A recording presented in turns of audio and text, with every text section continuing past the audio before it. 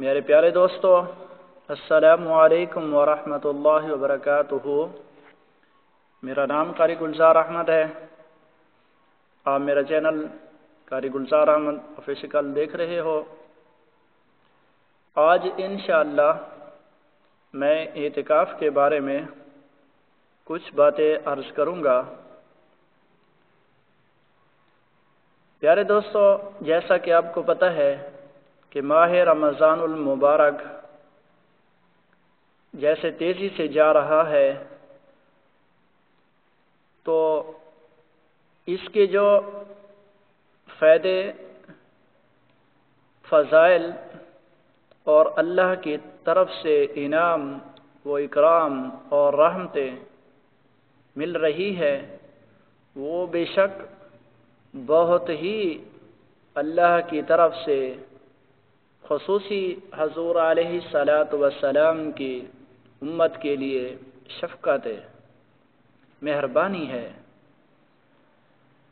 ماہ رمضان المبارک میں جو بھی دن کو روزہ رکھتا ہے اور رات کو قیام کرتا ہے، اللہ پاک اس کو بہت زیادہ اجر و ثواب عطا کرتا ہے۔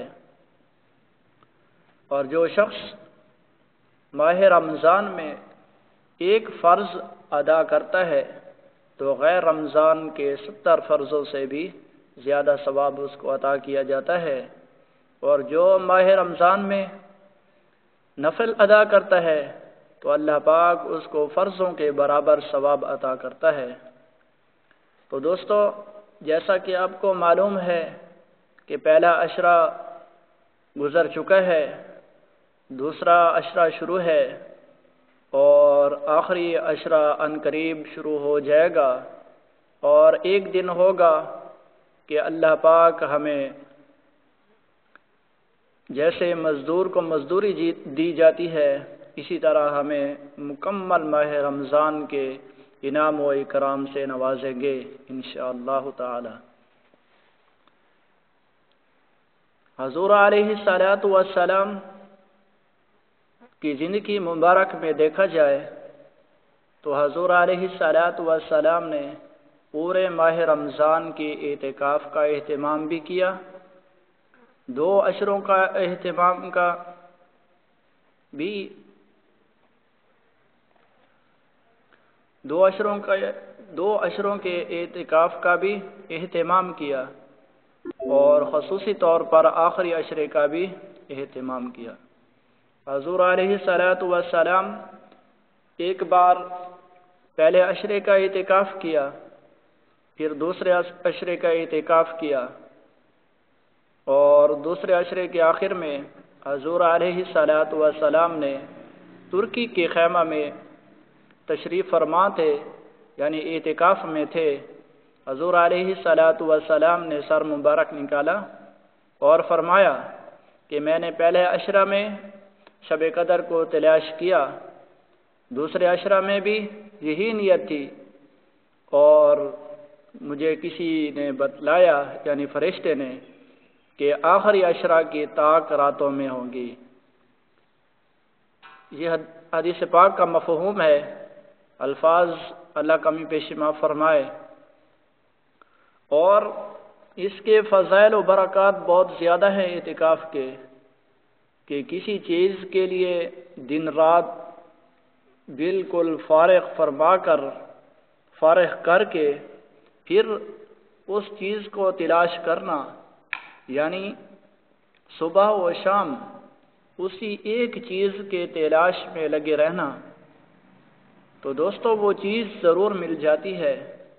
اور اللہ کے دین کا تو کیا کہنا، کہ اگر ہم صرف 1 منٹ بھی اللہ کی طرف متوجہ ہو جائیں تو اللہ بے شمار نعمتیں عطا کرتا ہے۔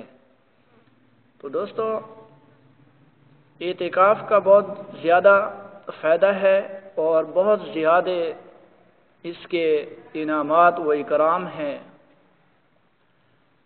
غالباً حضرت ابن عباس رضی اللہ تعالی عنہ یا کوئی اور صحابی تھے، جو مجھے ابھی نام یاد نہیں آ رہا، اس سے کسی نے آ کر کہا کہ مجھ پر کچھ قرض وغیرہ ہے جس کی میں طاقت نہیں رکھتا، اور آپ کچھ سفارش کر دیں۔ تو اس صحابی نے کہا کہ میں سفارش کرتا ہوں۔ تو وہ باہر نکلے، جیسے ہی مسجد سے باہر قدم نکالا تو وہ شخص بولا کہ آپ کی تو اعتکاف تھی، یعنی اپنی اعتکاف بھول گئے۔ تو صحابی نے فرمایا کہ نہیں، بلکہ میں نے حضور علیہ السلام سے سنا ہے کہ جو شخص کسی دوست، کسی بھائی کے کام میں کوشش کرتا ہے تو اللہ پاک 10 برس سے بھی زیادہ اس کو اعتکاف کا ثواب عطا کرتا ہے۔ سبحان اللہ۔ اور ایک اعتکاف کا جو وہ ثواب ہے، اللہ پاک اس کو جو ایک دن کا اعتکاف کرتا ہے، اللہ پاک اس کو جہنم سے 3 خندقیں دور کر دیتا ہے، یعنی جہنم اور اس شخص کے درمیان 3 خندقوں کا فاصلہ بڑھ جاتا ہے، اور ایک خندق کا جو فاصلہ ہے وہ زمین اور آسمان کے درمیان میں جو خلا ہے اس سے بھی بڑا ہوا ہے۔ تو دوستو، اعتکاف حضور علیہ السلام کی سنت مبارک ہے، اور حضور علیہ السلام اس میں بہت اہتمام فرماتے تھے، اور اس میں اکثر یعنی سوتے نہیں تھے بلکہ عبادت میں مشغول رہتے تھے۔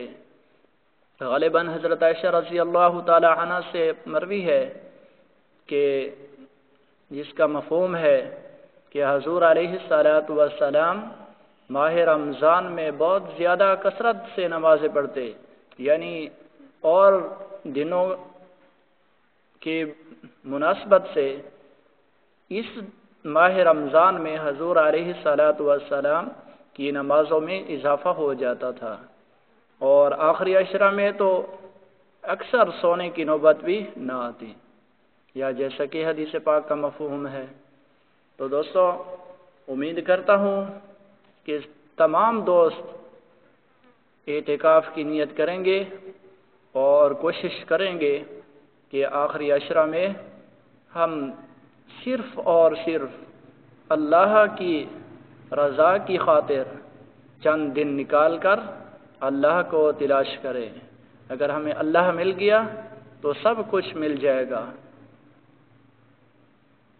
تو دوستوں، میں آخر میں کچھ اشعار عرض کرتا ہوں جو میں نے پہلے بھی کیے تھے، تو دوبارہ اس کو سناتا ہوں تاکہ اس سے ہماری ایمان میں قوت پیدا ہو، ہمارا ایمانی جذبہ بیدار ہو، اور ہم اپنے آپ کو فارغ کر کے چند دن اللہ کے لیے مختص کر دیں، دنیا کے کاروبار کو چھوڑ دیں، گھر بار بچوں کو چھوڑ دیں، صرف اور صرف اللہ رب العزت کے انعام و اکرام کے لیے ہم مساجد میں بیٹھ جائیں۔ تو میرے دوستو، جیسا کہ پہلے میں نے بھی عرض کیا کہ ماہ رمضان المبارک بہت جلد، بہت تیزی سے جا رہا ہے، جیسا کہ قرآن پاک میں بھی غالباً آتا ہے، جس کا مفہوم ہے کہ یہ چند دن ہیں، یعنی گنے چنے دن۔ تو دوستو، جو چیز گنتے میں آ جاتی ہے وہ ایک نہ ایک دن ضرور ختم ہوتی ہے، اس لیے دنیا کی زندگی بھی کوئی بھروسہ نہیں، اس کا 1 منٹ ہے، چند سیکنڈ ہے، یا سیکنڈ کا بھی کچھ حصہ ہے۔ تو یہ ہماری زندگی مشکلات میں ہو، آسانیوں میں ہو، گرمی ہو، سردی ہو، جیسا بھی موسم ہو، یا جیسے بھی ہماری طبیعت ہو، بیماری ہے، صحت ہے، یا رزق کی فراوانی ہے یا تنگی ہے، کچھ بھی ہے، جیسے بھی حالات ہوں، ایک نہ ایک دن یہ ضرور ختم ہو جائے گی، اور جو ہمیشہ کی زندگی ہے اس میں اللہ ہمیں تمام انسانوں کو، تمام مسلمانوں کو کامیاب فرمائے۔ آخری زندگی میں جو ابدی زندگی ہے، ہمیشہ کی زندگی ہے، اللہ ہمیں جنت عطا کرے اور جہنم سے ہمیں آزاد کرے، جہنم سے ہمیں بچائے، جیسا کہ دعا میں آتا ہے ربنا آتنا فی الدنیا حسنہ وفی الآخرۃ حسنہ وقنا عذاب النار۔ تو میں اپنے شاگردوں کو اور دوستوں کو کہتا رہتا ہوں کہ اس دعا کا اہتمام کریں، اس میں پوری کی پوری دنیا آ جاتی ہے اور پوری کی پوری آخرت کے انعامات آ جاتے ہیں۔ تو اس دعا کا اہتمام کریں، مختصر سی دعا ہے، لیکن اگر اس دعا کو ہم توجہ سے پڑھیں، دل سے پڑھیں، یقین سے پڑھیں، تو اللہ پاک اس کو ہمارے لیے ذخیرہ آخرت اور دنیا کے انعامات کے لیے بہت کچھ رکھا ہے۔ تو دوستو، آپ کو معلوم ہے کہ مسلمانوں کی جو حالت ہے اس وقت بہت ہی مشکلات حالت ہے مسلمانوں کی، اور اب اس بیماری کی وجہ سے اس کا پوری دنیا میں بہت زیادہ اثر ہوا ہے، یعنی کاروبار کو بند کر دیا، سکول، کالج، یونیورسٹیاں، بازار، حتیٰ کہ مساجد و مدارس کو بھی بند کر دیا۔ اللہ پاک ہمیں اس سے نجات عطا فرمائے اور خاص کر مسلمانوں کو امن و سکون کی زندگی عطا فرمائے۔ آخر میں آپ سے گزارش کروں گا کہ جتنے بھی یہاں میڈیا پہ کام کر رہے ہیں، خاص کر دین کا کام جو کر رہے ہیں، آپ ان کا ضرور ساتھ دیں تاکہ ان کی آواز وہاں تک پہنچ سکے جہاں تک علماء اور عام مسلمان کی آواز نہیں پہنچ سکتی۔ تو آپ نے کیا کرنا ہے، اس ویڈیو کو یا اس طرح کی ویڈیوز کو آپ آگے شیئر کریں اور ان کو پروموٹ کریں، ان کو زیادہ شیئر کریں تاکہ یہ آواز دوسروں تک پہنچ سکے۔ دوستو، جیسا کہ آپ کو معلوم ہے کہ ہر آدمی پریشانیوں اور مشکلات میں پھنسا ہوا ہے، ہر آدمی چاہتا ہے کہ میں سکون کی زندگی گزاروں، میں امن کی زندگی گزاروں، میں ہر تکالیف سے، ہر پریشانی سے محفوظ رہوں۔ تو دوستو، اس کے لیے ہمیں کیا کرنا ہوگا؟ ہمیں اللہ کو راضی کرنا ہوگا۔ اللہ راضی ہو گیا تو سب کچھ راضی، یعنی دنیا اگر ناراض بھی ہو جائے، ہمارا اللہ راضی ہے تو ہمیں کچھ بھی نہیں ہوگا، اور خدا نخواستہ اگر اللہ ہم سے ناراض ہو گیا اور دنیا چاہے جتنی بھی ہم سے راضی ہو، جتنے بھی ہمارے ساتھ ہو، تو ایک نہ ایک دن ہم کو یہ چھوڑنے والی ہے اور ہم اس کو چھوڑنے والے ہیں۔ ایک بادشاہ نے اعلان کیا کہ آج میں ایسا اعلان کرنے والا ہوں کہ ہر آدمی میری جو رعایا میں ہے وہ خوش ہو جائے گا۔ ساروں نے کان دھر لیے، بادشاہ کی طرف کان لگا لیے اور بات سننے کے منتظر تھے۔ بادشاہ نے کہا کہ آج میں یہ اعلان کرتا ہوں کہ جو بھی یہاں آدمی موجود ہیں، ہر آدمی جس چیز پہ بھی ہاتھ رکھے گا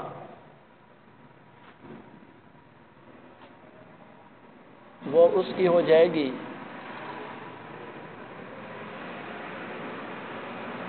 بادشاہ نے اعلان کر دیا کہ جو چیز جس کو پسند ہے وہ اس پہ ہاتھ رکھ لے، وہ ساری کی ساری اسے کی ہو جائے گی اور وہ اس کا مالک ہوگا۔ تو تمام جو وہاں موجود تھے آدمی مختلف چیزوں پر ہاتھ رکھتے رہے۔ کسی نے سونے پہ ہاتھ رکھا، کسی نے چاندی کی بوری پہ ہاتھ رکھ لیا، کسی نے سونے جواہرات کے اور موتیوں کے جو بکسے تھے ان پہ ہاتھ رکھ لیا، کسی نے کوئی چیز چن لی، کسی نے گھوڑا چن لیا، کسی نے گائے چن لی، کسی نے بھینس چن لی۔ اسی طرح مختلف چیزوں پر ہاتھ رکھ کر انہوں نے اپنے حصے کا جو مقدر تھا وہ لے لیا۔ لیکن ایک آدمی تھا، وہ جا کر بادشاہ کے سر پہ ہاتھ رکھ لیتا ہے۔ تو بادشاہ بھی حیران تھا کہ بھائی اتنی چیزیں آپ کے سامنے قیمتی پڑی ہیں، وہ آپ کیوں نہیں لیتے؟ تو اس آدمی نے کہا کہ بادشاہ سلامت، جب آپ میرے ہو جائیں گے تو جتنی بھی چیزیں آپ کی ہیں وہ میری ہو جائیں گی، کیونکہ آپ نے کہا کہ جس چیز پر آپ ہاتھ رکھو گے وہ آپ کی ہے۔ تو جب بادشاہ میرا ہو گیا تو سب چیزیں میری ہیں۔ تو دوستو، جب اللہ ہمارا ہو جائے گا تو ساری کی ساری دنیا ہماری ہو جائے گی۔ اور ویسے بھی انسان کو اللہ پاک نے اپنے ہاتھوں سے تیار کیا، اپنے ہاتھوں سے بنایا۔ تمام چیزوں کو اللہ پاک نے صرف اپنے امر سے پیدا کیا، یعنی کن ہو جا تو وہ چیز وجود میں آ جاتی۔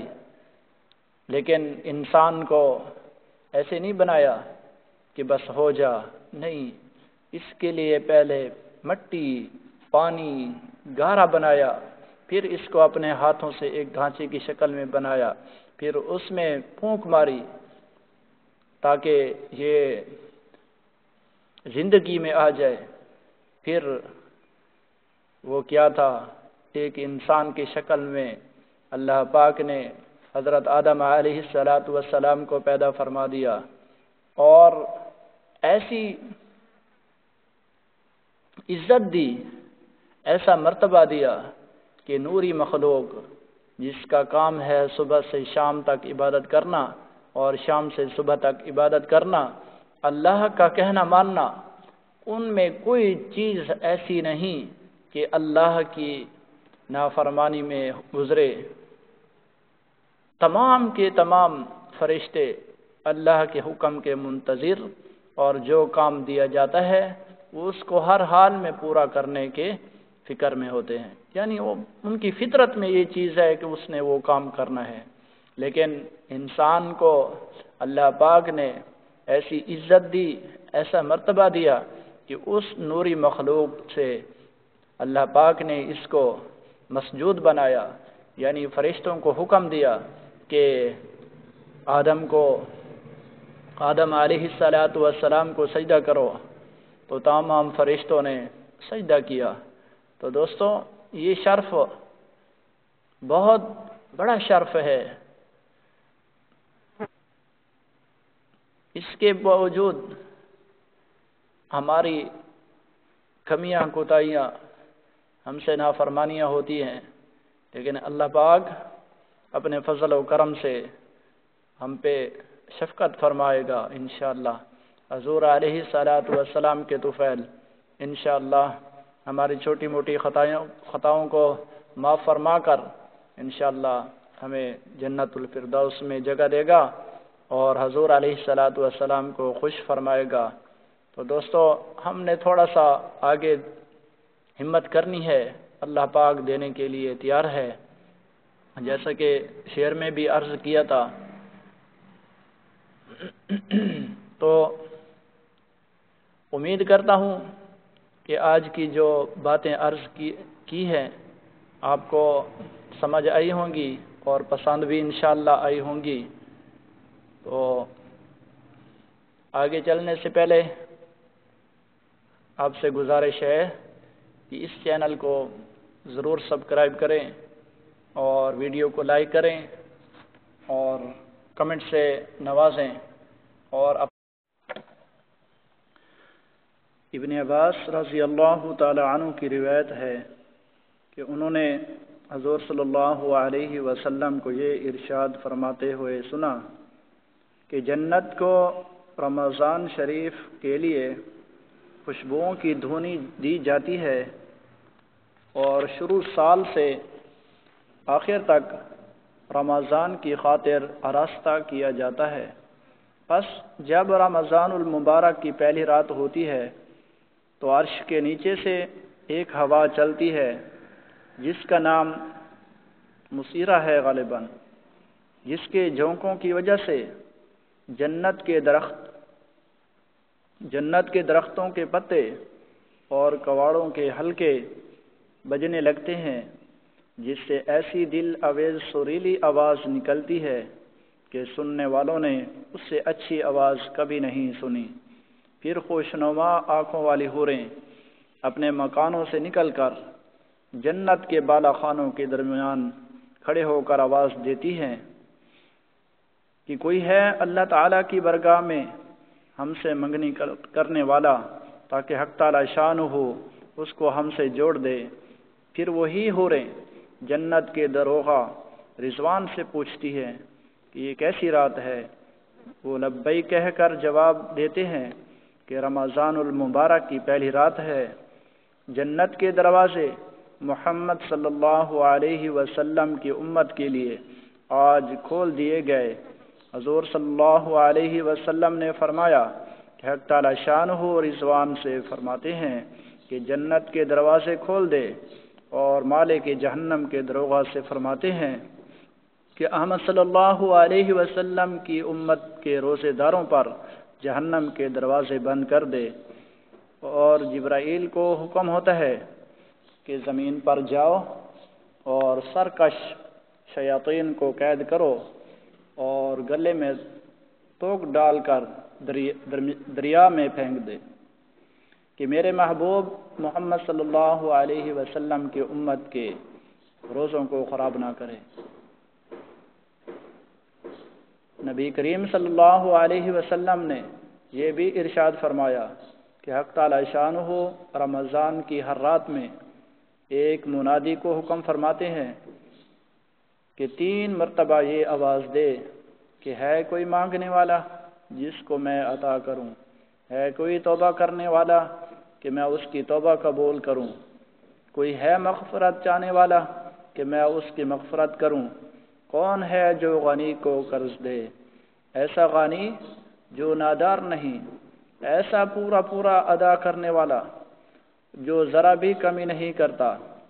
حضور صلی اللہ علیہ وسلم نے فرمایا کہ حق تعالی شان ہو رمضان شریف میں روزانہ افطار کے وقت ایسے 10 لاکھ آدمیوں کو جہنم سے خلاصی مرمت فرماتے ہیں جو جہنم کے مستحق ہو چکے ہوتے ہیں۔ اور جب رمضان کا آخری دن ہوتا ہے تو یکم رمضان سے آج تک جس قدر لوگ جہنم سے آزاد کیے گئے تھے ان کے برابر اس ایک دن میں آزاد فرماتے ہیں۔ اور جس رات شب قدر ہوتی ہے تو حق تعالی شان ہو جبرائیل علیہ السلام کو حکم فرماتے ہیں کہ وہ فرشتوں کے ایک بڑے لشکر کے ساتھ زمین پر اترے۔ ان کے ساتھ ایک سبز جھنڈا ہوتا ہے جس کو کعبہ کے اوپر کھڑا کرتے ہیں، اور حضرت جبرائیل علیہ السلام کے 100 بازو ہیں جن میں سے 2 بازوں کو صرف اسی رات میں کھولتے ہیں، جن کو مشرق سے مغرب تک پھیلا دیتے ہیں۔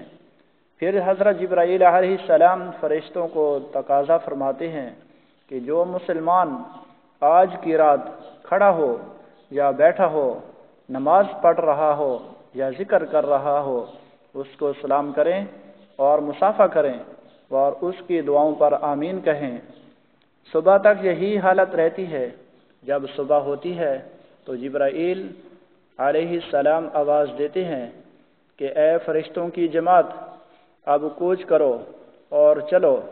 فرشتے حضرت جبرائیل علیہ السلام سے پوچھتے ہیں کہ اللہ تعالیٰ نے احمد صلی اللہ علیہ وسلم کی امت کے مومنوں کی حاجتوں اور ضرورتوں میں کیا معاملہ فرمایا ہے؟ وہ کہتے ہیں کہ اللہ تعالیٰ نے ان پر توجہ فرمائی اور 4 شخصوں کے علاوہ سب کو معاف فرما دیا۔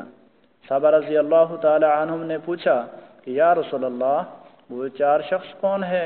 ارشاد ہوا کہ ایک وہ شخص جو شراب کا عادی ہو، دوسرا وہ شخص جو والدین کی نافرمانی کرنے والا ہو، تیسرا وہ شخص جو قطع رحمی کرنے والا ہو، ناطہ توڑنے والا ہو، چوتھا وہ شخص جو کینہ رکھنے والا ہو اور آپس میں قطع تعلق کرنے والا ہو۔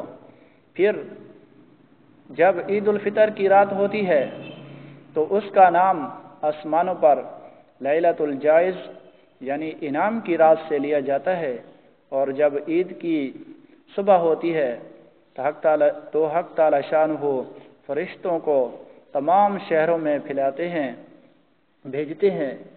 وہ زمین پر اتر کر تمام گلیوں اور راستوں کے سروں پر کھڑے ہو جاتے ہیں اور ایسی آواز سے جس کو جنات اور انسان کے سوا ہر مخلوق سنتی ہے، پکارتے ہیں کہ اے محمد صلی اللہ علیہ وسلم کی امت، اس کریم رب کی درگاہ کی طرف چلو جو بہت زیادہ عطا کرنے والا ہے اور بڑے سے بڑے قصور کو معاف فرمانے والا ہے۔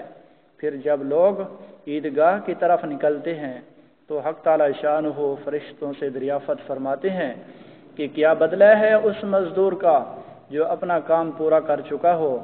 وہ عرض کرتے ہیں کہ ہمارے معبود اور ہمارے مالک، اس کا بدلہ یہی ہے کہ اس کی مزدوری پوری دی جائے۔ تو حق تعالی شانہ ارشاد فرماتے ہیں کہ اے فرشتوں، میں تمہیں گواہ بناتا ہوں، میں نے ان کو رمضان کے روزوں اور تراویح کے بدلے اپنی رضا اور مغفرت عطا کر دی۔ اور بندوں سے خطاب فرما کر ارشاد فرماتا ہے کہ اے میرے بندو، مجھ سے مانگو، میری عزت کی قسم، میری جلال کی قسم، آج کے دن اپنے اس اجتماع میں مجھ سے اپنی آخرت کے بارے میں جو سوال کرو گے عطا کروں گا، اور دنیا کے بارے میں جو سوال کرو گے اس میں تمہاری مصلحت پر نظر کروں گا۔ میری عزت کی قسم کہ جب تک تم میرا خیال رکھو گے، میں تمہاری لفظوں اور تمہاری غلطیوں پر پردہ کرتا رہوں گا، ستاری کرتا رہوں گا اور ان کو چھپاتا رہوں گا۔ میری عزت کی قسم اور میرے جلال کی قسم، میں تمہیں مجرموں اور کافروں کے سامنے رسوا اور فضیحت نہ کروں گا، یعنی رسوا نہیں کروں گا۔ بس اب بخشائے اپنے گھروں کو لوٹ جاؤ، تم نے مجھے راضی کر دیا اور میں تم سے راضی ہو گیا۔ بس فرشتے اس اجر و ثواب کو دیکھ کر جو اس امت کو افطار کے دن ملتا ہے، خوشیاں مناتے ہیں اور کھل جاتے ہیں۔ اللہم اجعلنا منہم۔ اپنے خیالات کا اظہار کریں اور ہو سکے تو ویڈیو کو اپنے دوستوں کے ساتھ شیئر کریں۔